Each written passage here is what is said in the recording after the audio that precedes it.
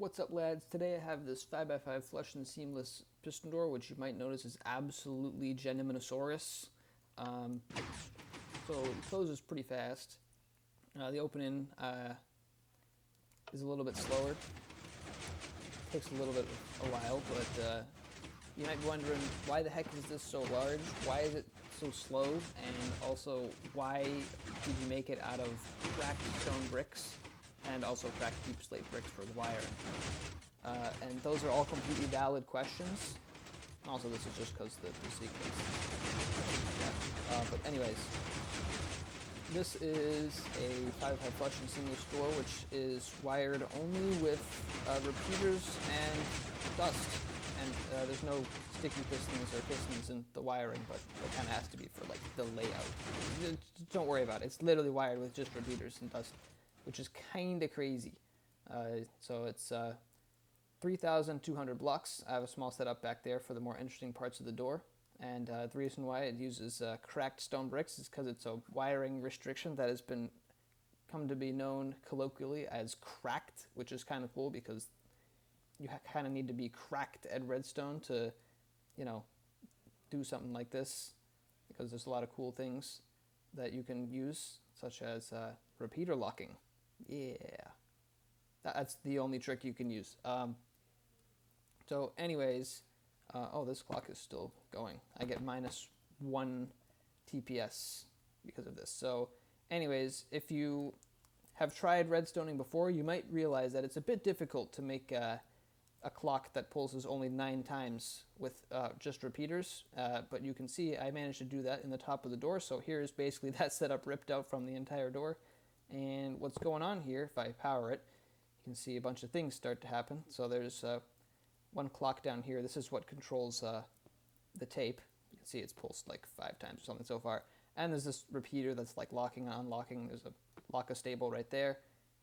You can see there's a bunch of random stuff happening. And eventually it stops itself. This thing keeps going, but that like gets stopped in the actual door. So what's going on? So, and also this thing right here powers when the thing is all done. So anyways, what's going on here is we have 2 clocks that are getting started approximately at the same time. This one down here takes 18 ticks to go around. You can kind of, I'm not going to bother counting it, but just got to take my word for it. And this one is 20 ticks. You can easily count that one.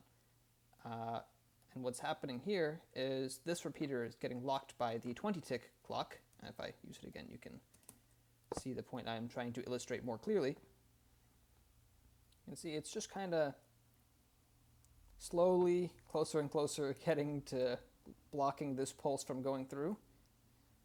Just keep going. Oh, should be one more maybe. Yep. And then it gets locked. So what's happening here is I'm getting, please just stop clocking, thank you. Okay, so if you have two clocks running with 2 ticks of desync, and they're 18 ticks and 20 ticks, it will go around pretty much about 9 times. And that's exactly what we're using here, because this one will eventually slow down enough for this one to catch up, and then it will, this thing basically just locks this repeater right here. It also needs a pulse from here to turn on earlier. But then once this thing gets blocked, this pulse will be able to go through, and this does other things in the door, like pushing down that piston thing right there, and then also stopping the other clock, which it kind of just has like a big repeater line here to do in the actual door. The bottom was a little bit easier to wire, but it needs this long repeater chain. And a common misconception is that this repeater chain is to stop the clock up here, but it's actually not. It's just to start it again, because it has to wait out the entire first iteration, because it's really difficult to make a toggle with just repeaters. And yes, I know that you can like make NOT gates with repeaters if you include clocks, but clocks are not in the rules. You know what I mean, just a normal repeater clock. There's also another cool circuit in the bottom, which is like this whole area down here. I don't know if that picked up on the mic, but there was a siren going on. There's a circuit down here that does different things based on the pulse length you give it, and it's used 3 times, and one of them is the closing. And then this repeater chain ends right here and goes up to here, starting this thing all over again. And also there's a signal strength thing here. So if it's powered from here, it has not enough signal strength to power the triple extender, but then on the second iteration, it powers a triple extender. Since the triple extender circuit is so fast, it can finish before the tape even starts. So that's kind of nice. And then there's also, it goes down here and then powers this circuit down here. You can see this is a 3-tick repeater, and that's important. And then it powers this with a 4-tick repeater afterwards, and it does different things based on if the delay into it is 3 or 4 ticks, or solid power, of course. Then there's this entire side right here, which does the septuple extension, which is kind of nice. And also the retractor is just a circuit that repeats 3 times in a clock, you can see right here. And then there's this repeater that stops it. So that's pretty much about it for the explanation of this door. It's just a bunch of timings. And also the levers here, which is nice. You can also place it on that block, so it's not unlegit. So we can watch this clock going. The actual door is literally the exact same. And it's just hooked up to a double extender that pushes stuff around.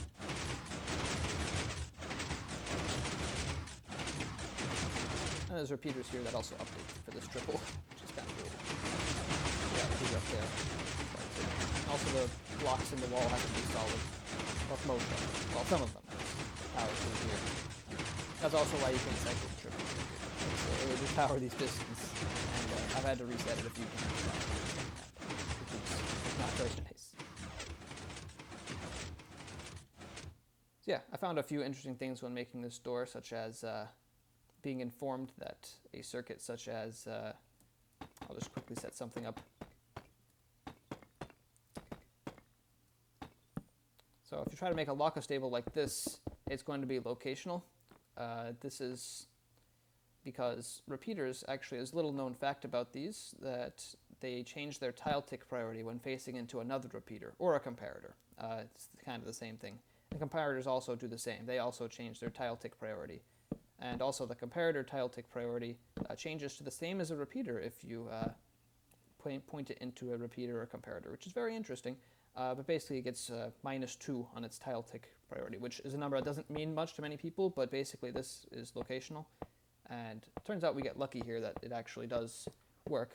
But as you can see, the dust update order will stay consistent, but if we flip this, you can see that it will no longer power. And that's because these have the same tile tick priority, which means that it relies on the dust updating first. You might be wondering why this works, but if you look at it closely, you can realize this repeater is pointing into a block, which means that this one is processed first, so this is always reliable. So if you want to use a lockostable, do that. Or just add another tick of delay to the repeater that you want to go through, because this is completely fine. So yeah, I did this. So yeah, anyways, thanks for watching, and see you guys in the next one.